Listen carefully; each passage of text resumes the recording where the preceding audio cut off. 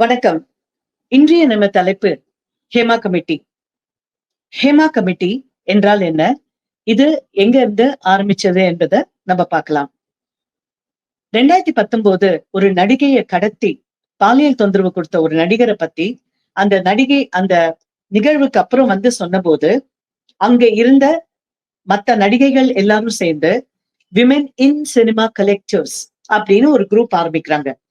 எதுக்காகனா, ஒவ்வொருத்தரும் தாங்க அனுபவப்பட்ட அந்த பாலியல் ரீதியான தொந்தரவுகளை ஒரு பெட்டிஷன் மாதிரி போட்டு, அந்த பெட்டிஷன்ல வந்து அவங்களுக்கு வந்து சாதகமா ஒரு குழு அமைச்சு அவங்களோட அனுபவங்களை கேட்டு ரெக்கார்ட் பண்ணி, யார் யார் எந்த நடிகரோ, டெக்னீஷியன்ஸோ, டைரக்டர்ஸோ, ப்ரொடியூசர்ஸோ யாரெல்லாம் இவங்களுக்கு தவறுதல் செஞ்சாங்களோ அவங்கள அவங்க வந்து பனிஷ் பண்ணுன்ற ஒரு நோக்கத்துலதான் அந்த பெட்டிஷனை போய் கொடுக்குறாங்க Pinarayi விஜயன்ட்ட 2017.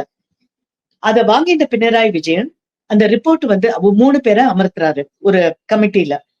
Hema, retired high court justice ஹேமாங்கிறவங்க, பழம்பெரும் நடிகை சாரதா அவர்கள், அதுக்கப்புறம் வலசலா தேவி அப்படின்னு மாநில அங்க பெண் ஆணையத்துல இருந்தவங்கள ரிட்டையர்ட் ஐஏஎஸ் ஆபீசரை அவங்க 3 பேரை அமர்த்தி ஒரு கமிட்டி போடுறாங்க.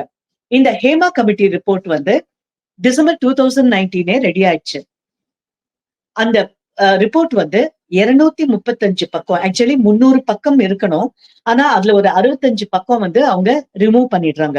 235 பக்கம், 51 பாதிக்கப்பட்ட பெண்களை நேரடியாக அவங்கள கேட்டு அவங்க அனுபவங்களை ரெக்கார்ட் பண்ணி அதை ரிப்போர்ட் பண்றதா அந்த கமிட்டியோட வேலை.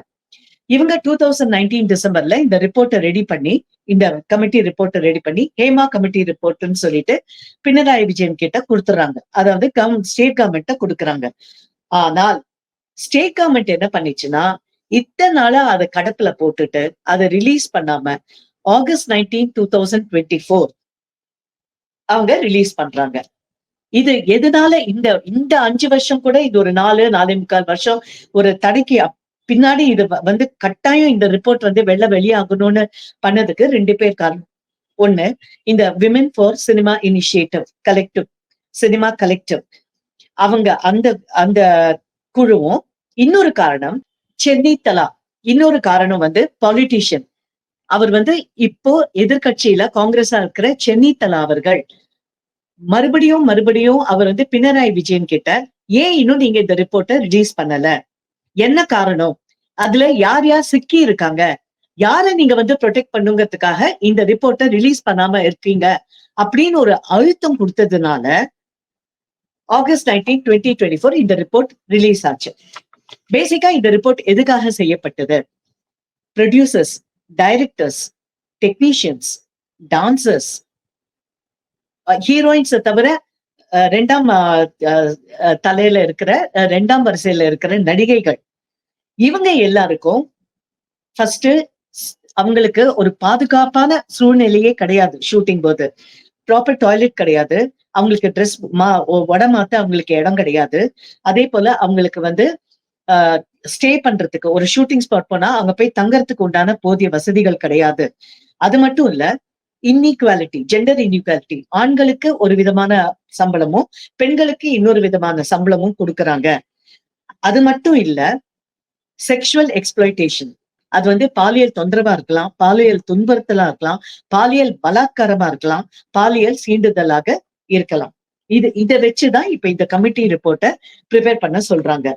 இப்போ வந்து நம்ம இந்த கமிட்டி ரிப்போர்ட்டை கொடுத்த அப்புறம் என்ன ஆகுதுனாக்க, எத்தனை பேர் இதுல வந்து இன்வால்வ் இருக்காங்கிறத நம்ம முதல்ல பார்க்கணும். ஃபர்ஸ்ட், பாலிட்டிஷியன் முகேஷ், இப்ப இருக்கிற சிபிஐஎம் மார்க்சிஸ்ட் கம்யூனிஸ்ட் கட்சியோட எம்எல்ஏ, அவர் தான் முதல்ல வந்து அடிபடுறாரு. அவரும் ஆக்டர் ஜெயசூர்யாங்கிறவங்க வந்து இப்போ முனின்னு ஒரு மினு அப்படின்ற ஒரு பெண்ணை வந்து பாலியல் ரீதியா தொந்தரவு கொடுத்தாங்கன்னு அந்த பொண்ணு ரிப்போர்ட் பண்ணியிருக்காங்க. அதே போல டைரக்டர், இப்போ இதுல வந்து 2 இது இருக்கு, அம்மா அண்ட் சலச்சித்திர அகாடமி. சலச்சித்திர அகாடமி வந்து நம்ம நடிகர் சங்கம் இந்த அகாடமி மாதிரி. அது அந்த சலச்சித்திர அகாடமில இருக்க ரஞ்சித், அவரை பற்றியும் ஜூனியர் ஆர்டிஸ்ட் வந்து கம்ப்ளைண்ட் பண்ணியிருக்காங்க. ரஞ்சித் உடனே ஞாயிற்றுக்கிழமை வந்து ரிசைன் பண்றாரு. அம்மா வந்து என்னன்னா association of Malayalam movies artist அம்மான்னு பேரு.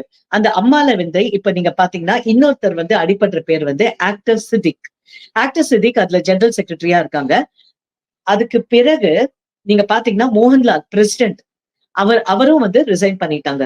அந்த குழுமத்துல இருக்கிற 17 பேருமே ரிசைன் பண்ணிட்டாங்க.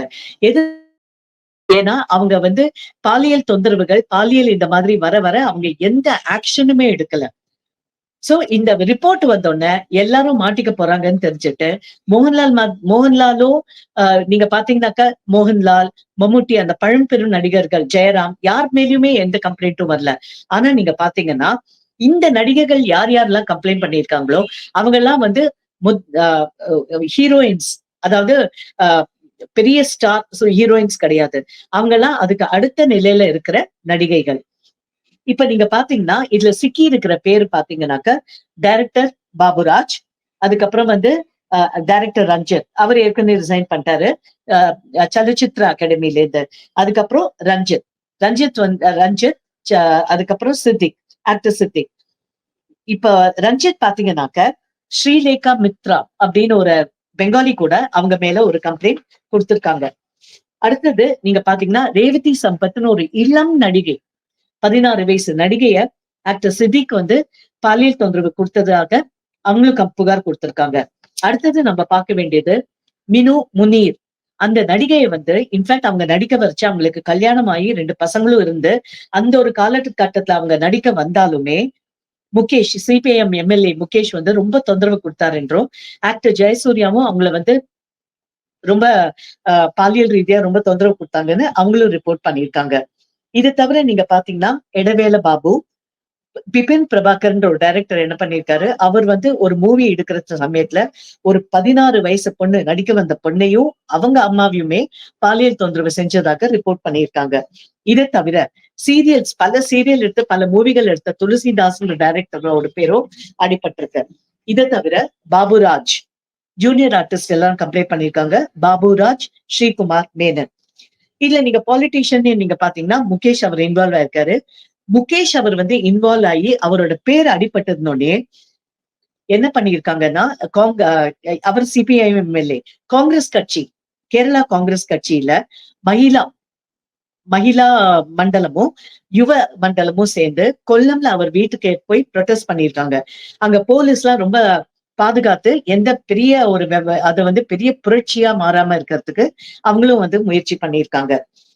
இப்போ வந்து இதுக்கு அடுத்தது பாத்தீங்கன்னா இப்ப கேரளா கவர்மெண்ட் என்ன பண்ணிருக்காங்கிறத நம்ம பார்க்கணும். கேரளா கவர்மெண்ட் வந்து இந்த ரிப்போர்ட்டை வாங்கின உடனே அவங்க வந்து என்ன அடுத்தடுத்து என்ன பண்ணிருக்காங்கனாக்க, இவங்க வந்து கேரளா கவர்மெண்ட் வந்து உடனே சிட், அதாவது ஸ்பெஷல், இந்த போன ஞாயிற்றுக்கிழமை வந்து ஸ்பெஷல் சிட் இன்வெஸ்டிகேஷன் டீம் அவங்க வந்து ஏற்பாடு பண்ணியிருக்காங்க. இந்த எதுனாலனாக்க இந்த மலையாளம் இண்டஸ்ட்ரியில இந்த மாதிரி தொந்தரவுகள் நடந்ததா, இது வந்து நடந்து கொண்டு இருக்கிறதா என்று ஆராயறதுக்காக அவங்க இந்த சிட் கமிட்டியை பண்ணியிருக்காங்க. இந்த சிட் கமிட்டி வந்து 7 மெம்பர்ஸை கொண்டது. ஐஜி ஸ்பர்ஜன் குமார், அவர் கீழே 4 ஐபிஎஸ், எல்லாருமே 7 பேருமே ஐபிஎஸ் ஆபீசர். அவங்களுக்கு ஸ்பர்ஜன் குமார் கீழே வந்து DIG Abida Begum, crime branch SP Merin Joseph, coastal police AIG Poonguzhali, Kerala police academy assistant director Aishwarya Dongre, அப்புறம் AIG Ajith, crime branch SP S Madhusudan, அப்புறம் crime branch DGP H Venkatesh. இவங்களை வந்து உடனே அவர் வந்து சிட்டுக்கு வந்து இது பண்ணிருக்காங்க. இது கூட யாரால வந்ததுனாக்க சென்னித்தலா அவர் வந்து ரொம்ப இன்சிஸ்ட் பண்ணாரு. இந்த கவர்மெண்ட் வந்து ரிலீஸ் பண்ண அப்புறம் ஒரு ஸ்பெஷல் இன்வெஸ்டிகேஷன் டீமை போட்டு என்ன ஏதுன்னு அவங்க கம்ப்ளீட்டா வந்து ஒரு அனலைஸ் பண்ணி கோர்ட் மூலமா அவங்களுக்கு தண்டனை வாங்கி தரணும்னு. அடுத்தது ஹைகோர்ட் தன் பங்குக்கு என்ன பண்ணிருக்குனாக்க கவர்மெண்ட் கிட்ட இந்த ரிப்போர்ட்டை வந்து அவங்க ரிமூவ் பண்ணாங்க பாருங்க, ஒரு 65 பக்கம். அந்த ரிப்போர்ட்டோடையும் சேர்த்து சீல்டு என்வலப்ல ஃபர்ஸ்ட் கொடுக்க சொல்லி ஆர்டர் போட்டிருக்காங்க. இந்த ரிப்போர்ட் வந்தோடனே ஹைகோர்ட் வந்து இத ஆர்டர் பண்ணிருக்காங்க. நெக்ஸ்ட் என்ன பண்ணிருக்காங்கன்னா, இந்த யாரெல்லாம் இந்த பாலியல் தொந்தரவு தந்திருக்காங்களோ இந்த கேரளா நடிகைகளுக்கு, அவங்க மேல கிரிமினல் ப்ரொசீஜர் நடத்துறதுக்கு, அவங்க இனிஷியேட் பண்றதுக்கு ஒரு பப்ளிக் இன்ட்ரெஸ்ட் லிட்டிகேஷன், பொது நல வழக்கு தொடரும்படி அவங்க செப்டம்பர் 10th அன்னைக்கு ஒரு ஆர்டர் இஷ்யூ பண்றதா இருக்காங்க. இது வந்து கவர்மெண்ட்டுக்கு அப்புறம் ஹைகோர்ட் வந்து இந்த ப்ரொசீஜர் பண்றாங்க. இப்போ வந்து நம்ம இதெல்லாம் வந்து ஒரு எல்லாருமே வந்து பேசி இப்ப நீங்க பாத்தீங்கன்னா பெரும்பாலும் இப்பதான் இந்த யூடியூப் சேனல்ல பெரும்பாலும் இதான் பேசப்படுகிறது. ஆனா இத பத்தி பேச வந்த முன் 2 நடிகர்கள் வந்து ஒண்ணு வந்து பிருத்திவிராஜ் சுகுமாரன், இன்னொன்னு வந்து டொவினோ தாமஸ். பிருத்திவிராஜ் சுகுமாரன் என்ன சொல்லியிருக்காருன்னா, யாரு தப்பு பண்ணாலும் கட்டாயம் தண்டிக்கப்பட வேண்டியவங்க. நம்ம யாரையுமே விட்டு வைக்க கூடாது. பெண்களுக்கு எதிராக யார் அநீதி செஞ்சாலும், பாலியல் ரீதியாவோ, மன ரீதியாவோ அவங்கள வந்து ஹராஸ்மென்ட், அதாவது ஹராஸ்மென்ட்ங்கிறது பிசிக்கலா இருக்கலாம், எமோஷனலா இருக்கலாம், வெர்பலா இருக்கலாம். அது யார் என்ன பண்ணாலும் அதுக்கு உரிய தண்டனைய வந்து அவங்க கட்டாயம் குடுத்தாங்கன்னு சொல்லியிருக்காரு. 2வது அவரு என்ன சொல்லியிருக்காருனாக்க, இங்க வந்து ஒரு ஆர்கனைஸ்ட் செக்டர் கிடையாது. ஆனா ஒரு ஆர்கனைஸ் செக்டர் கொண்டு வந்தோம்னாக்க, ஏன் அத இவர் சொல்றேன்னாக்க, இந்த முழு மலையாள பிலிம் இண்டஸ்ட்ரியே ஒரு 10, 15 பேர் கைக்குள்ளதான் இருக்கு. அவங்க யாருனாக்க, முக்கியமான டைரக்டர்ஸ், ப்ரொடியூசர்ஸ், ஆக்டர்ஸ். அவங்க கையில தான் இருக்கு. அதனால இது வந்து ஒரு ஆர்கனைஸ்டா நம்ம கொண்டு வந்து, இந்த இந்த தப்பு நடந்ததுகளுக்கு இந்த கட்டாயம் தண்டிக்கப்பட வேண்டியவங்க. இதுக்கப்புறமும் இந்த தப்பு வந்து நடக்காம இருக்கணும். அப்படிங்கிறத அவரு கேட்டிருக்காரு. அது மட்டும் இல்ல, இப்ப தைரியமா ஒரு பொண்ணு சொல்றான்னு வச்சுக்கோங்களேன். எனக்கு இந்த மாரி தொந்தரவு பண்ணாங்க அப்படின்னு சொன்னாக்க, உடனே அவங்களுக்கு வந்து சினிமா சான்ஸ் கிடைக்கிறது இல்ல. அவங்கள உடனே ஓரம் கட்டிடுவாங்க. ஆனா அந்த மாரி நடக்கக்கூடாது. ஏன்னா இது வந்து ஒரு சிஸ்டமேட்டிக் இது மாதிரி இருக்கு. ஒரு பாலியல் ரீதியாவோ எந்த ஒரு எக்ஸ்பீரியன்ஸ்க்கு வந்து உட்படுத்தினாதான் பெண்களுக்கு அங்க ஒரு வந்து சான்ஸ்னாக்க, இது வந்து தேவையே இல்ல அப்படிங்கிற மாதிரி அவர் சொல்லியிருக்காரு. அடுத்தது வந்து டொவினோ தாமஸ் என்ன சொல்லியிருக்காருனாக்க, இது வந்து ஒரு நெகட்டிவிட்டி ஸ்ப்ரெட் ஆகுது. இது வந்து மலையாளம் இண்டஸ்ட்ரியில மட்டும் நடக்கிறதுங்கிறது நான் சொல்ல மாட்டேன். இது எல்லா திரைப்பட இதுலயும் இது நடக்கிறது. ஆனால் ஒரு மலையாள இண்டஸ்ட்ரியில நடத்தினா மட்டும் ஏன் இவ்வளவு பெருசா ஆகுதுன்னு கேட்டிருக்காரு. அதே சமயம் தப்பு யார் செஞ்சவங்களாக இருந்தாலும் கட்டாயம் தண்டிக்கப்பட வேண்டியவங்கிறத அவர்கிட்ட இருந்து எந்த மாற்று கருத்தும் கிடையாது. அதே மாதிரி அவர் என்ன சொல்லியிருக்காருனாக்க, பேசிக் கம்யூனிட்டிஸ் வந்து அதுல வந்து ஜெண்டர் இன்இக்வாலிட்டி கிடையாது. அதாவது பெண்களுக்கு மட்டும்தான் பேசிக் கம்யூனிட்டிஸ் இல்ல ஆண்களுக்கு எல்லாம் கொடுக்குறாங்கன்னா அது தப்பு. ஏன்னா இவரே நடிக்கிற போது ஒரு தடவை என்ன இருக்குன்னா, இவருக்கு கரவான்லாம் எதுவுமே கொடுக்கல. ஆனாலும் ஹீரோயினுக்கு கொடுக்கப்பட்டது. ஆனாலும் தான் அந்த நிலைமையில வந்து தான் என்ன சூழ்நிலை இருக்கோ அதுக்கு ஏத்த மாதிரி சமாளிச்சேன்னு சொல்றாரு. பெண்களுக்கு இதை விட நடக்கிற அட்டூழியம் இன்னொன்னு என்னன்னா, அவங்களுக்கு டாய்லெட் ஃபெசிலிட்டில அவங்க தண்ணி குடிக்க மாட்டேன்றாங்க. டாய்லெட் ஃபெசிலிட்டி ப்ராப்பரா இருக்கிறதுனால, டெக்னீஷியன்ஸ்ல இருந்து ஆரம்பிச்சு ஒரு லேடி டெக்னீஷியனோ, ஒரு லேடி துணை நடிகையோ, இல்ல அவங்க வந்து என்ன பண்றாங்க, வந்து டாய்லெட் யூஸ் பண்ண முடியாதனால, அவங்க தண்ணி கூட குடுக்காம எத்தனையோ நாள் வேலை பண்றாங்கங்கிறது, இது ரொம்ப ஒரு கொடுமையான விஷயம். ஏன்னா, இது வந்து அவங்களோட பேசிக் ரைட். ஒரு டாய்லெட் ஃபெசிலிட்டியோ, ஒரு ஷூட்டிங் போற இடத்துல டாய்லெட் ஃபெசிலிட்டி, ட்ரெஸ் மாத்துறதுக்கு ஒரு பிரைவசி. கம்ப்ளீட்டா இது வந்து அவங்க பிரைவசி குடுக்கலங்கிறது கட்டாயமா தெரியறது. மீனு தாமஸ் என்ன சொல்றாருனாக்க, இது வந்து பொதுவாக ஜெண்டர் இன்இக்வாலிட்டினா பெண்களுக்கு மட்டும் இல்லாம தங்களுக்குமே அந்த பேசிக் ஃபெசிலிட்டி சம்டைம் தரமாட்டேன்றாங்க அப்படிங்கறத அவர் திட்டவட்டமா சொல்றாரு. இப்போ இந்த இஷ்யூ இருக்கு பாத்தீங்களா, WCC-யா இருக்கட்டும், ஏமா கமிட்டி ரிப்போர்ட்டா இருக்கட்டும், இது வந்து ஒரு எக்ஸ்டென்ஷன் ஆஃப் மீ டூ அப்படி என்றுதான் பார்க்கப்படுகிறது. தமிழ்நாடுல உங்களுக்கு தெரியும் மீ டூ எவ்வளவு நடுவுல வந்து பிராபல்யமா போச்சு. இந்த மாதிரி யாரு என்ன தப்பு செஞ்சாலும் அதை வந்து அவங்க வந்து ரிப்போர்ட் பண்ணிட்டு இருந்தாங்க. இதனால கொஞ்சம் நிலைமையும் கொஞ்சம் சுதாரிச்சுட்டாங்க. இது வந்து எக்ஸ்டென்ஷன் ஆஃப் மீ டூ என்று பார்க்கப்படுகிறது. இதுல நம்ம என்ன முக்கியமா பார்க்க வேண்டியதுனாக்க, இது வந்து எப்பவோ நடந்தது. இது இப்ப சமீப காலம் நடந்த விஷயங்கள் இல்ல. சமீப காலம் நடந்ததும் ரிப்போர்ட் பண்ணாங்களா என்னங்கிறது ஹேமா கமிட்டி ரிப்போர்ட்டை பார்த்தாதான் தெரியும். ஆனா நீங்க பாத்தீங்கன்னா இது துணை நடிகைகள் இதுல முக்கியமா வந்து ரிப்போர்ட் பண்ணியிருக்கிறது எல்லாருமே துணை நடிகைங்க. துணை நடிகையா இருந்து அவங்களுக்கு இருக்கிற அனுபவங்களை நீங்க ஏன் அப்ப சொல்ல இப்ப வந்து இப்ப வந்து WCC-ல வந்துட்டு ஒரு ஹேமா கமிட்டியில வந்து நீங்க சொல்றீங்கன்னு கேட்டதுக்கு வாய்ப்புகள் இல்லாம போயிடும். இது என்ன குறிக்கிறதுனாக்க, எவ்வளவோ ஒரு ஏழ்மையான நிலைமையில அவங்க வந்து நடிக்கணும் அப்படின்னு வந்திருப்பாங்க. அங்க நடிக்கணும்னு வந்ததை வச்சு எவ்வளவு ஆண்கள் வந்து இதை எக்ஸ்பிளாய்ட் பண்ணியிருக்காங்க அப்படிங்கிற ஒரு இன்ஃபரன்ஸுக்கு தான் நம்ம போக முடியறது. அது ப்ரொடியூசர்ஸா இருக்கலாம், டைரக்டர்ஸா இருக்கலாம், இல்ல காஸ்டிங் கவுச், முக்கியமா காஸ்டிங் கவுச்சா இருக்கலாம், இல்ல ஆக்டர்ஸா இருக்கலாம். அப்போ இதுல இருந்து நம்ம என்ன பாடம் எடுத்துக்கணும்னாக்க, பெண்கள் அவங்க நடிகையா ஆகணுங்கிறது தப்பு கிடையாது. ஆனா எல்லாத்துக்குமே ஒரு வரம்பர நம்ம வச்சுக்கணும். அது மட்டும் இல்ல, அவங்க இத மட்டும் நம்பாம, இத தவிர தங்களுக்குன்னு வேற ஒரு அடையாளத்தையும் அவங்க வச்சுட்டாங்கன்னா, இந்த மாதிரி விஷயங்கள் நடக்கிற போது அவங்களால எதிர்த்து எதிர்த்து கட்டாயமா நிக்க முடியும். பலமாக கட்டாயமா எதிர்க்க முடியும். இப்போ பேட் டச், குட் டச்லாம் கிடையவே கிடையாதுங்க. இப்பல்லாம் நோ டச் பேஸ்ல தான் நம்ம இருக்கோம். பெண்களுக்கு இது ஒரு பாடம். ஆண்களுக்கு கட்டாயமாக ஒரு லிமிட்டுக்கு மேல அவங்க தாண்டுறாங்கன்னா, இனிமே அவங்க யோசிக்கணும். இது மலையாளம் பிலிம் இண்டஸ்ட்ரிக்கு மட்டும் பொருந்தாது.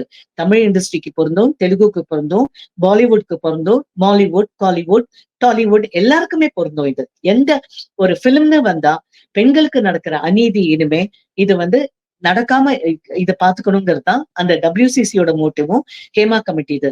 இனிமே கோர்ட் என்ன பண்ண போறாங்கிறத செப்டம்பர் 10க்கு அப்புறம் நம்மளுக்கு ஹை கோர்ட்ல என்ன பண்ண போறாங்க மேற்கொண்டுங்கிறத பார்த்து நம்ம கட்டாயமா பார்க்க போறோம்.